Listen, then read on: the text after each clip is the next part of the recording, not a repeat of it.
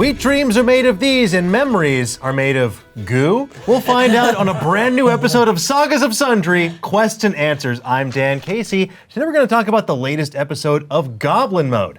Now, if you haven't seen it yet, spoilers ahead, so go watch it or listen to it now. But in the meantime, let me introduce my amazing cast. I'm Danielle Radford. Amy Vorpahl. Jason Nguyen. And Ross Bryant. And now, spoilers, folks, because we're going to get into maybe my favorite combat encounter of the entire campaign so far, which is saying something, because it's a doozy when you have to fight yourself. Yes. Yeah.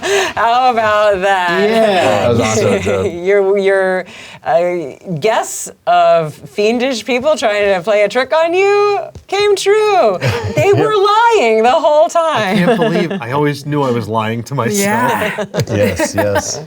We need therapy, is what it is. I don't need therapy, I have D&D. Yeah, there it is.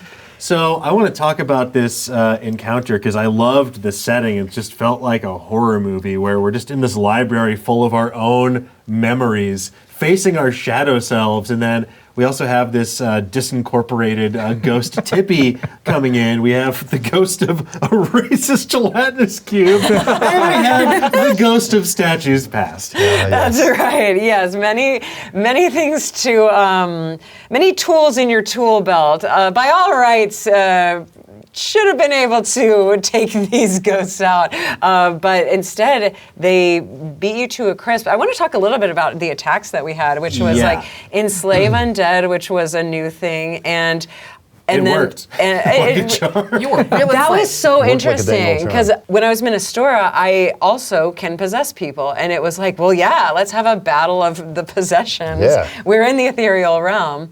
What did that do for you, flavor-wise? It seemed like you loved it as Dan. I loved it, 100%. Normally in like games like in tabletop RPGs, it can be frustrating when your turn or your agency gets stymied, but here it felt so narratively satisfying to have the evil aspect of my character take control because that was his goal. That was Phil's goal. I'm like, well, yeah, that's great. That's exciting to me. What am I going to do now that I'm a bone puppet? And the answer was... Stab everything. Stab everything. Or miss horribly. I was rolling crazy. Yeah, whoa. Oh, yeah. What was up with Low your lows and high dice? highs for Yes, you. just the exquisite joys of crits and the horrible failures of critical fails. It was my 1s and gosh. 20s across the board. Amazing swings. I Yeah. love the choice that you made to first attack busy, like get them out of here, and then when it whiffed, you chose for Phil Varell to turn the dagger in on himself, and I thought that was so ingenious.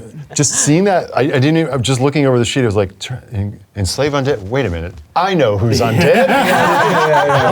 But that was so cool, like right up top when suddenly the battlefield, we're already in etheric space, Right. and then the battlefield literally moves to the mind of one of the characters as people are like wrestling for control over the will.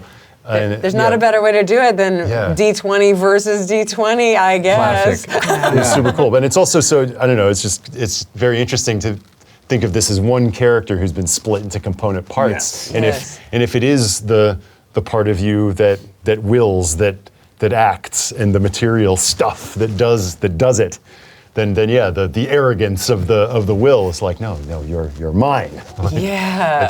It felt all too natural of like what the sort of megalomania of Phil Varell would have wanted. And there's such a conflict there for Phibbs because Phil Varell represents that aspect of himself that he has been searching for. Because he's woken up in this skeleton body like 5 years ago with no sense of his former life, had these flashbacks throughout the campaign, and then seeing the embodiment of, yeah, I'm you, here's all of our memories, I can share all of this with you, and then to have that be turned into a betrayal was just I loved that sort of inner conflict that was raging within. And it was such a cool twist of it too, when you sort of made a memory bomb to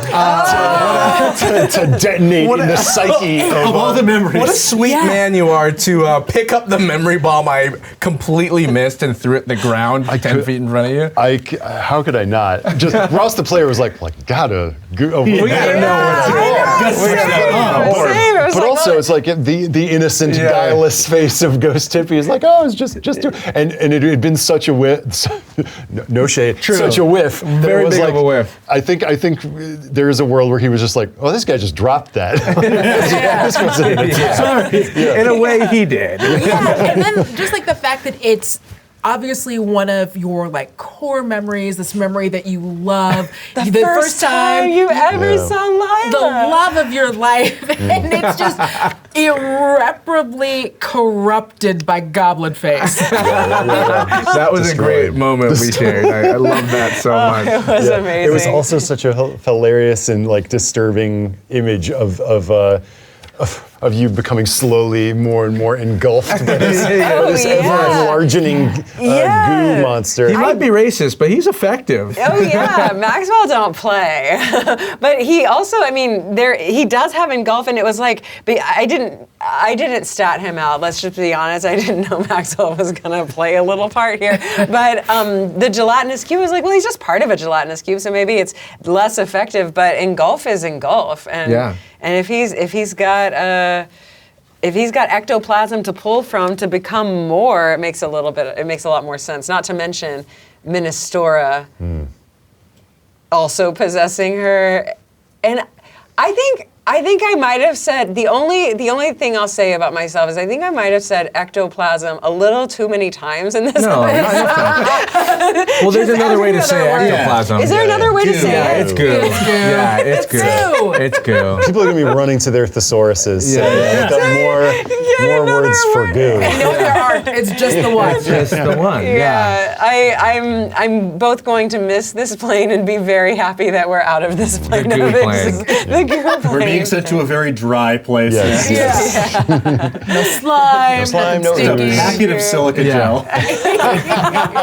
Well, like it's so funny that like something as silly visually as like fighting in the goo realm is like it is like you said like one of my favorite encounters because it's felt like fighting a boss fight, but then like you know the bosses we fought have been like these beasts or these things that are like hard to they don't talk back at us like that, right? Yeah, just kill them. That's all. Yeah, Go so kill like 'em. it felt to me very cinematic, like the whole encounter, the possessing of fibs and you getting angry and distorted and pushing down bookshelves. Ross, your descriptions of Phil Varell's face shifting around his body as he loses his sense of self Yeah. was so good. Oh, really disgusting. Yeah, like I feel like any D&D that I play just ends in some sort of body horror. It's like, well, no one asked me if I could. Maybe I should. Well, don't put me in the goo realm if you don't want body horror. That's right. I thought we did that last time. We were safe. Amy, did you? I have a question to ask you. Oh no. Do you want us dead? would you like us to be all was dead? talking a big game before we started, just like, this will be a pretty easy combat. Literally. Easy. Before we start, you say, whatever you do, don't die. Don't die. I really and then did. we're stacked against Well- two magically very powerful beings. Here's what I think happened. I think that the dice heard you, and when you said "don't die," they're like, "Oh, we're die." She means won't. don't Yeah, die. yeah. We won't. We Yeah. won't. We're good. Yeah, 'Cause no. they didn't Look, die. I will say the way the lore works, if you die, then you go to the abyssal sea. That's a whole other plane. Oh, you another turn into plane. lemures, which are like blobs of souls that Oh, don't like really that have a personality. gross person like from Fiends United. Nordy, yeah. Nordy. Nordy's I'd rather just be Yeah, I'd rather make a new Yeah, character. yeah, yeah. There's a version of this where we do that. I have done it before. It is really basic and weird, and it's like, like. Look, no, I did not want you to die for so many reasons. I've got so much stuff packed in here for the last few episodes that I really want to get to. But Sorry, Lore. We're gonna go back to this primordial soup and just be. yeah, exactly. Learn what an arm is. Just Take my first steps on land. that's the adventure. No, I did not want you to die, and I will give props to Ross because he is here as an expert storyteller. So even notions like where it's like, well, what if I did pick up this thing, or what if we do crumble to dust? Like there obviously was some player agency going on for the characters, and I love that. However, when you did turn into bone piles, you weren't dead.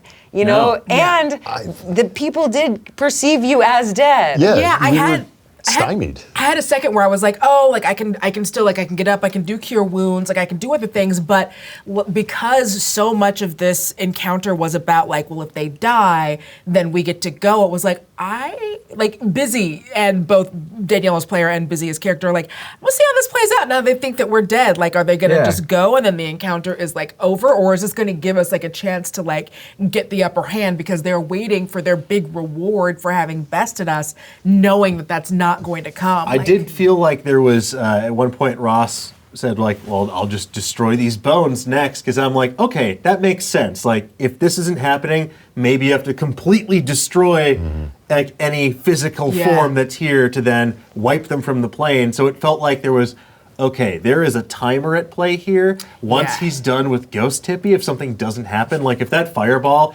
if you had not been caught in the blaze of the fireball, I would have had to. I think it's so on brand. Regardless. I think it's so on brand for Phil Varell to be like, I'll transport myself from this mortal coil or join a mortal coil, but first there's an annoying fly that I've just got to swat, and it just keeps causing damage. I like how. One of my favorite things about Dungeons & Dragons is you got your character on the page, but like they sort of reveal themselves uncannily as you play them. Yes. And there is something about like someone who would be so driven to cheat death that they're willing to survive in this debased way for eons and then destroy some version of themselves in order to live again. Like that's insane hubris. And so that I think you hopefully see a little bit of like how much he's gone mad there towards the end. If he's been here for that long, what's another couple minutes, rounds? Like a round is 6 seconds. What's another couple seconds to try and swat an annoyance away from you and demonstrate your prowess? That goblin should die. I mean, we already know. Like he's asking for it. Well, was I asking for it? Or did my friends feign death and pass the aggro on to me? They're like, we outies, sorry. We heard that Tippy had an eldritch cannon. I swear to God, it's useful. I swear it'll work someday. It was a classic D&D moment. We were laughing of just like this huge buildup of like, we got like 6 pages of how it works and it's ready to rock, and I rolled a 3. It was sad. It was a sad moment for me. I do love the amount that Danielle and Jason, you were negotiating extra things. So could this? Well, were they? Let's get into it. What if this was advantage, and this could just be advantage? Could be. All I asked was to move. In D&D, you get a move action, bonus action, just for the benefits of goo. That's all I was asking for. I just wanted to move a little further away from the blasty man. It's a land filled with all of this ephemera. We can take it, do whatever we want with it, and what I wanted was to roll advantage. That was you very much bargaining to not miss. Hey, that the stages of dealing with death. We reached bargaining. We were desperate. I was not tracking your character sheet hit points at all, and when both of you went down, I was like, I wonder how this is going to go. That's where you're like, and Max does 100 points of damage. Maxwell is now so strong. Luckily, one wonderful if misguided cube. Yes, Thank God for that cube. Yeah, I'm really happy that he's staying in the ethereal realm. Hey, he comes from a different time. He's back from 2nd edition. Yes. That's right. And let's not forget a gnarly ass lightning whip that totally sealed the deal. That was I awesome. What so a great glad ending. to finally use the Hat of Wizardry. Yeah. And just like use a cantrip that I don't know off the top of my head. I was really worried I was going to beef that, that you were going to make that save. Oh, and it was just perfect. fly towards you. I know. Very easily could have happened with the way the battle was going. Oh, that was just such a satisfying way for that to end. Like, as in everything in their life, like, and then their unlife. Just them both dying at the same time. And then that moment also kind of like, so much about this was about leaving the past behind, moving forward, going forward, taking stock of what you have now and what you can do with it. Oh instead my of, gosh. living where it was. It blew my mind. Look, there were two ways, right? Like you get enamored with having a body, right? Like, because it's made possible. This guy Gagangin could do it. You saw him do it for Kaya. And there was a version that I was like, well, what if they want that? And it was so clear from the beginning. It was like, no, the old life, man. And then, the metaphor of just burning the entire building down that had your memories. And then you gallivanting off going, we run together. We're never going to kill each other. That's not us. Those are not us. That was great. We are new Love that. people. It's gonna be it. Sorry, go ahead. Well, I'm just saying, like, very few people get to like actually work through their issues by working, like, having their issues right in front of them, and so being able to look, it's like I've seen this movie. We've watched how this plays out if we go down this path. So that's already wasn't our relationship anyway. But now we can extra see. Oh, I don't like that third act. We get to build our own. But I do like a D&D like therapist in the fantasy world going, okay, you've got a lot of trauma. It's going to take a few years for you to, or maybe 5, maybe 10 years for you to get through this trauma. Or you could die, get raised as an undead skeleton, learn everything anew, and just get rid of that past immediately. Like, that would be the therapist's recommendation, because that is what happened. Therapy, with you two. wrong. Fireball. You just have to punch yourself in the face. Stab yourself in the chest. Gonna say shout out again to Bone Pile, MVP mechanic Yeah, of wow. this campaign. Really so far. cool Say, wow. mechanic. I don't know. I think I thought it was perfect. I loved how it turned out.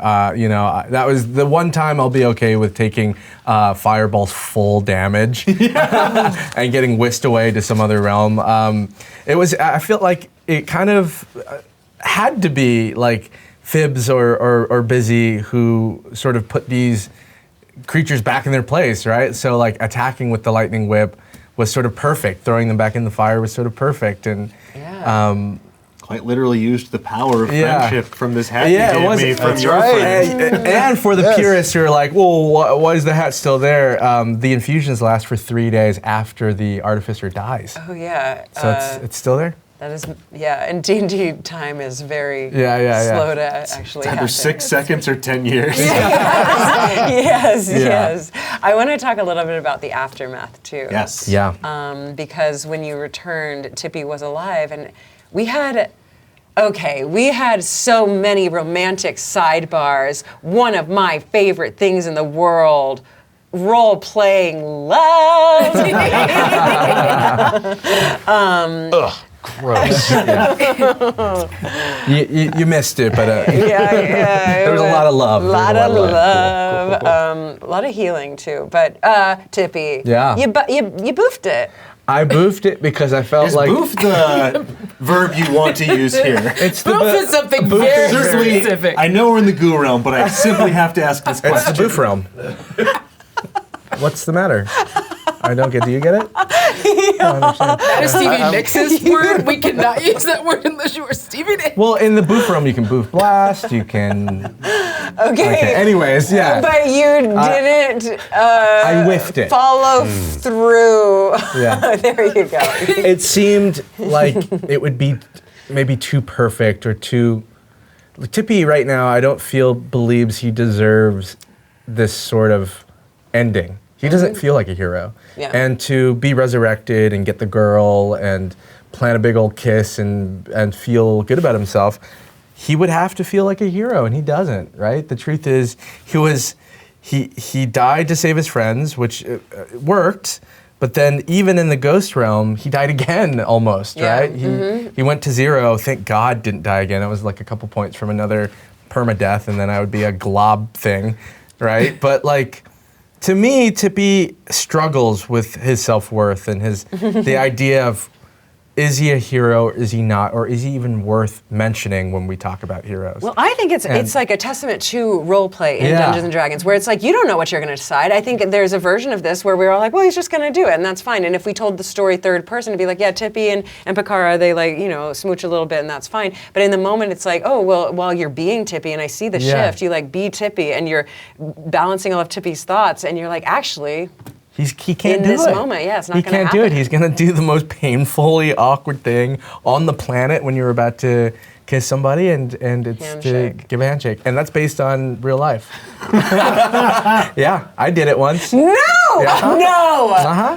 Wow. Yeah, it was like it was going to be my first kiss, and it was on New Year's night when the bell struck midnight. Yes. And my brother had come to pick me up from my first girlfriend's house, and it was definitely a moment where my brother's laying on the horn. I had to go, and we stood there, and she definitely lined it up. She was like, "Are you forgetting something?"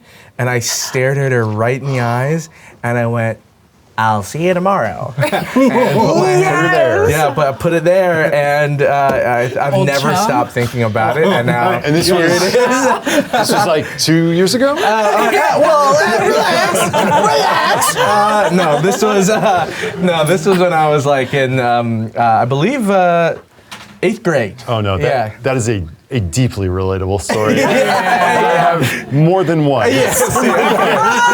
That are Thank you. basically the same. Thank you. Yeah, completely boofed it with this girl, and I was like, "Well, that's Pakora. That's Tippy and Pakora." So a little bit of reality blending into the role play. I love Sometimes art that. imitates life. But we did get a smooch. We did get a smooch, did. a steamy smooch. smooch. Thank God somebody smooched. Thank God somebody did. Like, who's out there smooching these Crandall. days? We just got a Crandall. Crandall. We had to get a smooching. little smoochy sidebar. Well, there's been this thing with like that they have discovered this thing with Ronnie and Busy, and the they've had this very strong afterlife friendship. And then we've done consensual possession before and discovered that maybe there were like extra feelings there. And it's something that we've like teased every time Ronnie comes around, but we've never really gotten into. And I think for Busy, it was like, look, like, and maybe it might have been the same because Prakara's gonna remember that. Yeah. Whereas it's like, if I don't know if Ronnie's going to remember it or if Ronnie's not going to remember it, but Busy was going to regret not doing it. And so if nothing else, we can like leave it where we have that one time and that one moment in this time. And if we never get it again, we never get it again. But I think Busy felt like she just couldn't leave without having that. Plus, like, it's not to like meta too much, but going back to the first episode with True Love's kiss and having that moment of us like trying to kiss the statue and seeing what happened, and Busy decided to give it a go. Now Busy ain't got no lips, so I don't know. I mean, apparently she's into it. You went but at that statue, episode 1, pretty hard. It was pretty scrapey. Yeah. I don't. It was very scrapey with my bone teeth. Skull Well, for kiss. some people, it's a texture thing. Kiss your skull. skull. I will say though, it felt very fitting in terms of like, yes, narrative payoff, but also Busy's quest to be cool. It was just the coolest thing she could have done in that moment. Yeah. It was just like, Honestly, just so like cool. you then just walking away towards a portal. Yeah. Oh, absolutely. And just like I imagine not looking back. Oh yeah, Just, extreme action movie vibes from Busy there. Oh yeah. Now I'm gonna go home and write the fanfic where Fibs and was it Fivlarel? I cannot say Filvarel? Filvarel make out. Yeah. I feel like that's the alternate universe. Tippy and Filvarel? No, Fibs and Oh, Fibs Filvarel. and Filvarel. Tyler. Oh, 100%. Yeah. Yeah. There was some extreme fanboying going on between the two of you. Is that? I guess that's a question. Like, is there a world where they like what would have happened if they're just like, cool, yeah, no, we're down with this. You can take our bodies. Like, if they were like, if they wanted to be. Okay, so I flesh again? I did have a plan for that, which was like, which was basically, so you know how we got Ross in here to play a weird, bizarro version of Fibs? that Dan was then going to have to play the Bizarro version of Bizarro Ross playing Bizarro. Fantastic. Wow. Can we retake that from the We're top? gonna go again. Yeah. And they're gonna kiss this time. Yes. They're gonna make it. Well, yeah, and that. is how it happened. Yeah. So yeah, Ross, you have more power over this episode than you ever thought you did. What about the vows? I think the vows were a super interesting addition. It's really cool to have that sort of magical caveat. Like, yeah, you can leave this realm, but if you violate your vow, there is a percentile chance that you might get, like, sucked back here through space and time to this ghost realm. I think that I liked the progression where it was both Tippy and Busy's vow felt like very, like, personal self-development, like their characters moved along. And for Fibs, I wanted it to be something that was more, not more plot oriented, but like everything he's seen over the last couple episodes, he's learned so much lore, he's learned so much about the Sundari, about the Scythe of Aurelio, and like seen specifically what Luxior has done to everyone he loves and cares about. And I think that has radicalized him more than anything. Like even, he's putting his own wants and needs aside as long as that means he can stop these people from presumably harming more of the people he cares about. Yeah, this whole ethereal realm situation is it's like hard to get away from metaphor here because it's like, things are just kind of weird. Like, it's a fun realm because it's like Feywild or like Abyssal or Infernal Plane where it's like, well, pacts. Now you have pacts that like kind of transcend magic and rules really, and it's kind of just, it's more emotion driven, or like True Love's Kiss will wake, it's like, well, how do I roll for True Love's Kiss? Like you don't, it's just like this feeling, like does that work? And so to have this vow does feel like something that's really just another tool of torture, like, well. Like I'm gonna make a choice and then I'm gonna hear you rolling a D100 behind the screen and you're gonna be like, shit. Fibs disappears into gone. A world of goo. Oh no! He's left a pile of goo and robes behind. Anyway, bye, Dan. Bye. Also, I have to say, I do love that it turns out Busy is a late in life lesbian. Well, let's go. Let's go. Oh yeah, I mean we've got polycules. Polycules, yeah. I think it was established pretty early on that there were some queer vibes in this game. What about your vow, Tippy? I think Tippy more than ever just wants to, I think the underneath it all is to be useful, right? And like actually do the thing, but like. Sorry, I can't. No, it's right there. Underneath it all. Yes. Okay, we can't use it. We can't. TTRPG is truly a tragic kingdom. Yeah. No doubt. No doubt. No, Tippy just wants to protect his friends, but I think the little add-on there is he wants to laugh with his friends, not at them, which is not just protect them physically, but it seems like protect them emotionally as well. Sounds like it, yeah. And it might, newsflash, this might be the only friends he's ever made, other than actual Goo Goo dolls. So yeah, well, it does seem like that Maxwell friendship was even toxic. He's a toxic goo, and I made some goo dolls in the goo realm, but that's it. I don't think he's really had friends. Does Tippy not want the world to see him because he doesn't think they'd understand? No. All right. Well, that is BANANAS. That about does it for us on Sagas of Sundry Quests and Answers. Thank you again to Ross for joining us for these past couple of episodes. Thank you. And thank you out there for joining us for this adventure so far. There's going to be even more to come on a brand new episode of Goblin Mode coming your way on Geek and Sundry and wherever fine podcasts are served. Thank you again, and we'll see you next time. Bye-bye. No doubt. One doubt. Iris. Iris.